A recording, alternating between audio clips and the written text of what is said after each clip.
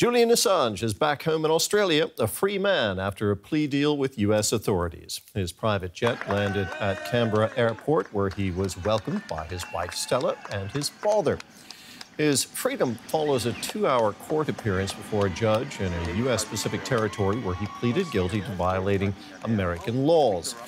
This marks an end to a 14-year-long legal battle with the U.S. government over leaked documents and classified military files, which he published on his WikiLeaks platform. Well, for more on this, I'm joined now by Reuters journalist Kirsty Needham in Canberra.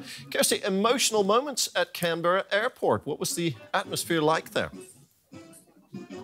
That's right. Just over an hour ago, Julian Assange's plane landed here at Canberra Airport. Now, the first person he spoke to, we're told, was the Prime Minister of Australia, Anthony Albanese. They had a warm conversation. Then Assange came down the stairs of that aircraft. He looked at the sky. He pumped his fist. He raised his fist in the air. He gave his wife Stella a big embrace and then embraced his father before going inside the terminal. We're now at the East Hotel in Canberra. There's a very large group of supporters with balloons, with banners. We're outside here just shortly. They've now gone inside because we expect Stella, Julian's father, John, and his legal team to address the media. But it's an emotional day here in Canberra. We were at Parliament House earlier talking to John Shipton about this decade-long fight by the family to get their son back. And politicians came up and said, "We want to hug you." We're congratulating the Assange family. So it really shows how this campaign, putting aside the politics of WikiLeaks, but a campaign to get an Australian back, had really caught on in the public imagination here in Australia. So do Australians have a consensus on Assange's case? Do they all view it positively? Well, Prime Minister Anthony Albanese had a good answer to this today in Parliament. He said it's not about the case. There are divided opinions over whether, WikiLeaks did the right thing. There are opinions on freedom of speech. There are opinions on national security.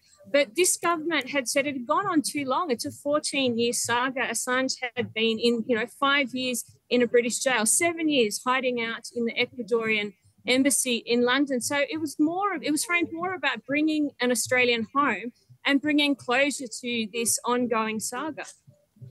Many are wondering what Julian Assange will do next. Do we know what his plans are at this point, particularly for his platform, WikiLeaks? Well, we spoke to his father today, and he's expecting Julian to take some time just to reground himself in ordinary life, spend time with his family, with his 2 young children, and, just process. I guess we're not expecting to see Julian out publicly talking this evening. So his family are saying he's going to take some time to readjust. He's been living a monastic, solitary life for so long.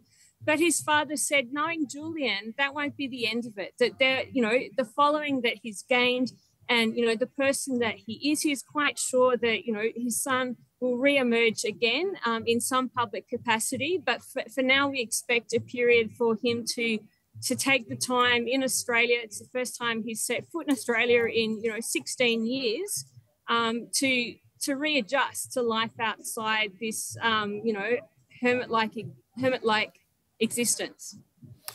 The legal process involving Julian Assange has been so complicated, taken so many twists and turns involving multiple countries.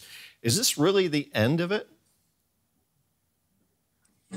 Look, this plea deal does seem to be the end, and it seems it's been drawn to an end by intensive lobbying by the Australian government. But they've been very careful to say, look, political lobbying, the legal system, they're 2 very separate things, and we respect the process. But with this guilty plea in a Pacific Island court, a US territory, Assange did not want to set foot on US mainland soil.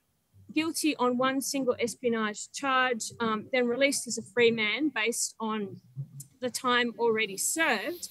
This legally does seem to be the end of it. Now, his wife has said, though, they will push for a pardon. Kirsty, thank you very much. That was Reuters journalist Kirsty Needham in Canberra, Australia. Thank you.